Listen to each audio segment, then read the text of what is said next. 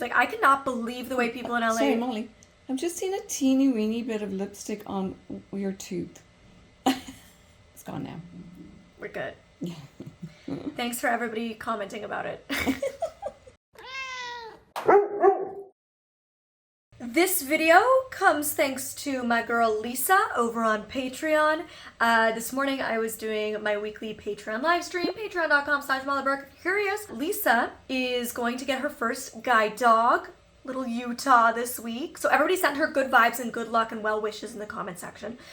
And she was watching with her fiance and they asked me for advice for the partner or loved one of somebody who's either going to get their first guide dog or is a guide dog handler. And, you know, I shared a few little things in the moment, but it really stuck with me. And I was like, I've made so many videos about guide dogs, but I've never really sat down and not spoken to the person receiving the guide dog, but rather to the loved ones of the person receiving the guide dog. And just like receiving a guide dog makes a major impact on the life of the blind recipient, it also makes a major impact on the life of those around them. And so all day I've kind of just been marinating on this, and I threw together a little list of about 7 things that I think is important for loved ones of a guide dog handler to know about the experience and how to best support your loved one who receives a guide dog. I also just want to say how much I simply love and adore the fact that I have through the years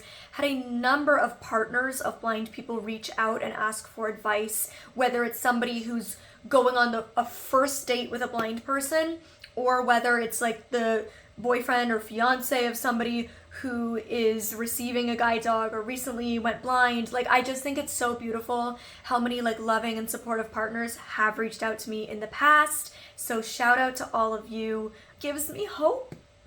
Gives me hope. No, I've had partners like that in the past. I feel super blessed and fortunate to have had people like that in my life. And I'm so happy that so many of you, my blind followers, also seem to have partners like that in your life. So without further ado, here are just a few of the things that I thought of off the top of my mind in like 20 minutes ago. So if you have a guide dog or are a blind person or a service dog user, please feel free, as always, to share in the comment section below. This is a community. We're learning from each other. We're supporting one another. It's a safe space. Share anything that you wish people knew that maybe I missed from my list. First off, I have talked many times about how receiving a guide dog is emotionally, mentally, spiritually, physically draining. It's truly like having a baby. Like, it is like bringing home a newborn baby. And I can say that it feels almost as draining every single time, and I've received 4 dogs. It doesn't get that much easier. Little aspects do, like, sure, I had to learn less because I already know the commands and the hand gestures and things like that. But every single dog, like every single human, is unique. They have different personalities, different characteristics, different styles of working, different energy off harness. Like, they're different creatures. And with that comes good days and bad days. And especially, you know, that first week home, the first month, the first 6 months, and overall the first year are really challenging. And it gets easier each kind of one of those hurdles you overcome. Like, you've hit the 1 month, get through that 6 month. You hit the 6 month, get through that year. And then things start to open up and it becomes more fluid and smooth sailing, but that first while is pretty difficult. And so, number one, being there to like emotionally understand and support your partner that it's not going to be easy. It's not all fun and games. Yes, there's a lot of joy and excitement that comes with receiving a dog. You have a cute new best friend. You get this freedom and independence that you've always wanted. You can walk at this like fast speed and all of these things that are beautiful and wonderful about having a guide dog, but there's challenging days. There's days when your dog tests you. There's days when your dog is grumpy, when your dog gets sick, and when it's sick for the first time, that is stressful, and you will question yourself. The moment the trainers aren't there to tell you, oh, do this, you're going to question yourself. Am I doing this right? Am I a good handler? So there's going to be rough days, and being there to emotionally support your partner and understand that that is normal is really important. And given that this is a really big undertaking, and can be quite draining and time consuming, I think as a partner or family member of somebody who is receiving a new dog, whether it is their first or whether they have simply transitioned to a new dog and are in the throes of the beginnings all over again, being able to potentially take on some of that extra work, whether that's extra work around the house or things like that, because they now have a new extra load of work that they're taking on that is taking away from their ability to maybe keep up with some of their other chores or tasks. And so being understanding that it's not going to be forever. Eventually they will get their equilibrium again and be able to take those tasks back on.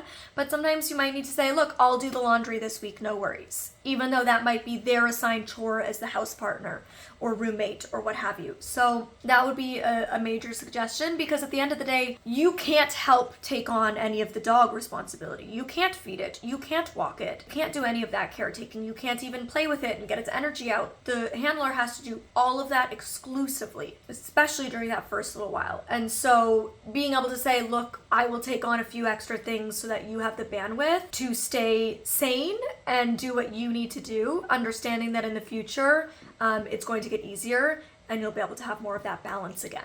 Speaking of the new handler exclusively being the one to care for the dog, it is so important that the key people in the new handler's life follow the rules the most. Yes, it is important for nobody to pet the dog, nobody to feed the dog, nobody to distract the dog, but most important is for the people who are immediately in that person's life on a daily basis. Whether that's your live-in partner, whether that's your family if you still live at home, whether that's your college roommate if you're taking your new dog to college.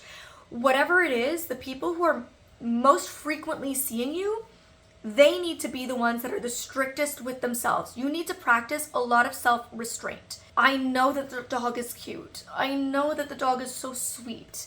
And you want to interact and you want to gain that dog's love, but frankly, the most disrespectful thing that you can do is interact with that person's new dog, because it just says, I care more about myself than your safety, than your bond. And I think that if you love your partner or if you love this person who is receiving this dog, the way to show your love for them is to respect those rules above and beyond anything else, and to also keep other people in check. It's really, really hard if the people in your life are not respecting the rules. And it does feel really disrespectful. I can say that, from the perspective of the person who's had people do that. It feels like people aren't taking you seriously and truly don't understand the gravity of this dog's job and of the importance of this bond and relationship. And so I think as somebody close to a person receiving their dog, not only should you really, really make sure to practice that restraint, but also help advocate for that importance to other people, whether that be siblings, colleagues, friends who come over, making sure that it isn't just constantly on the handler to tell people, no, stop, please, no, stop, but being able to be a partner that steps up and helps them do that is really so appreciated. And on that note, as important as it is for the guide dog handler themselves to be able to know their laws, know their rights, whatever country you might be in, because they do differ, know the laws, know the rights, and be able to stand up for themselves when they face things like denials, it gets draining. It wears on you. So I think as a loved one of somebody who is a handler, I really encourage you to know the laws as well, and for you to get comfortable supporting them in that advocacy, because whilst I am so pleased to hear that some people, only deal with things like being denied access with their guide dog once a year, that's not my experience. I think it all depends on where you live, right? I've lived in 3 different cities in 2 different countries, and I can tell you that every city is different. For example, where I live in BC is the worst city I've ever lived in for service dog denials. And that was really shocking to me when I moved here, that, wow, okay, no, it's basically every day, if not multiple times a day sometimes. It gets draining. Almost 16 years into this, I'm exhausted. I'm burnt out. I literally feel like I go into fight or flight every time I have to deal with it. So having people in my life who are willing to be like, I see that you're exhausted from doing this, I can help you step up today and do this with you, or even for you sometimes, feels really nice and like such a relief to be like, great, I don't have to be the one to fight every single time. I have people who love me in my corner that when they see that I just don't have it in me to fight that day, they can step up and fight with me, you know, or for me. And so I really encourage you to do that, but also equally don't do it every time. It is important, especially as new handlers, to get used to that. It's a new experience. And it's important to be able to advocate for yourself and to fight for yourself because Lord knows we're not always with people. We do things alone. We love our independence as much as anybody else does. And independence is one of the biggest gifts the dog does provide for many of us. And so, you know, not doing it every time, but being aware and willing to be able to do it sometimes. Now, speaking about going out with friends, families, partners, every school is going to have a different rule, but generally, if you are holding your partner's hand or if you are receiving sighted guide, you are not holding that harness. This, for some reason, is like 16 years on, still difficult for my parents to understand. They'll be like giving me sighted guide and they're like, are you holding his handle? And I'm like, no, I'm not supposed to, because either the dog is guiding or a human is guiding. They can't both be guiding because the dog and the human can't communicate, right? They can't make equal decisions like, okay, let's do it this way or take this route. And so if you are receiving sighted guide or you're holding your partner's hand, you are not, the dog is in heel. In my case, au pied, which is essentially a heel position. They're walking beside you, controlled, well-behaved, but not guiding. Understand that when you first get home, this is especially for partners who might be used to getting to hold their loved one's hand when you walk around together, they will not be holding your hand. They're not holding your hand for a little bit because they need to be working that dog. And that means you're not guiding them, and holding hands is a form of guiding them. So it is something for the handler to get used to, but also for the partner. They're not trying to snuff you. They're not trying to like slough you off, you know, and be like, don't touch me. It's nothing to do with you. Don't take it to heart. They have to be, those first few weeks home are the most formative and the most important and the hardest transition. Some dogs take to it like a duck to water. Other dogs, it's a little bit more challenging. And so they need to be working that dog. And that means not holding your hand when they walk and when you walk together. And most guide dog schools will have the partner, the family, the friends walk on the right-hand side slightly behind. That could be 3 feet behind, 10 feet behind, but behind. Because the dog is on the left and they need clear sight line. They can't have people standing on the left side of them. And also they need to be the ones guiding. They need to be the ones making decisions, not constantly looking over at you and being distracted and watching what you're doing and following you. And so a lot of schools will have people walk slightly to the right and behind. And if you are doing that, something that's really helpful, and this is something my trainers recommended, so I want to share it with you guys. Other schools might not recommend this, but I'm just sharing from my perspective, my opinion, my experience. When we're at training, that is, of course, how the trainers walk, is behind you, slightly to the right. And they will tell you, okay, there's dogs approaching, or curb is coming up, or there's going to be some obstacles on your right. Because you're learning to trust the dog. And so when you receive that bit of information, you can trust that when the dog starts to veer, they're veering because you now know that there is some obstacles coming up.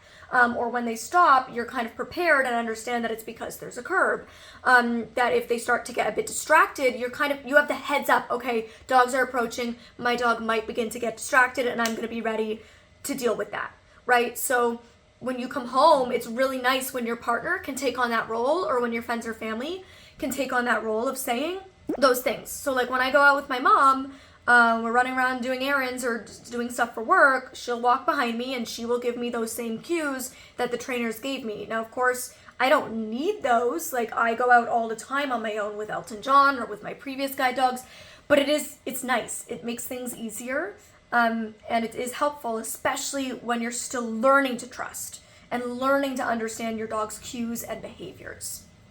And in a similar vein, if you see people approaching, somebody with a dog that's seemingly letting their dog approach. I remember Shayla, I don't know if you guys saw the video I did with the blind actress Shayla, whose movie won an Oscar, by the way. Yay, Shayla. She was saying to me, she's like, when she came to LA, she was like, I cannot believe the way people in LA... Sorry, Molly. I've just seen a teeny weeny bit of lipstick on your tooth. It's so tiny, I don't think anybody's going to notice, but at least it's gone now. We're good. Yeah. Thanks for everybody commenting about it. Why didn't you guys tell me? It's my fault. So Shayla was saying she was shocked by how many people in LA let their dogs approach her service dog, her guide dog. And I was like, yeah, girl, trust me. It's what I deal with constantly here. So some cities I think are worse than others for it. But if you see somebody who's allowing their dog to approach the person's guide dog, or if you see somebody approaching looking like they want to pet or interact with the dog, we can't, right? I can't see when a dog is approaching or when somebody's letting their dog approach mine. I can't see when somebody is about to reach out and pet my dog. But if you are there and you can see that, being able to intercept and say, hey man, sorry, it's actually a working dog, please don't let your dog come near. Or hey, sorry, working dog, it actually can't interact with you. Because we can't see that. And it's so much worse to let it happen and then we have to deal with that distraction, taking time out of our day, wasting that energy, having to deal with the repercussions with our dog. It's just so much better when you as a sighted person that are with them can see that and just nip it in the bud before it goes any further. And that is actually it. That is all the advice that I have off the top of my head today. But if any of you can think of anything that I might have missed, please drop it in the comment section below. We love supportive partners and family and friends. So if you are the loved one of a blind guide dog handler, I appreciate you taking the time to watch this, taking the time to support and learn and educate yourself and step up and be an ally, be an advocate. We appreciate you. So until next time, you can click over here for another guide doggy related video, or over here to see 11 more tips for fellow blind makeup lovers. And until next time, hope you have a beautiful day. Bye. Good luck, Lisa in Utah.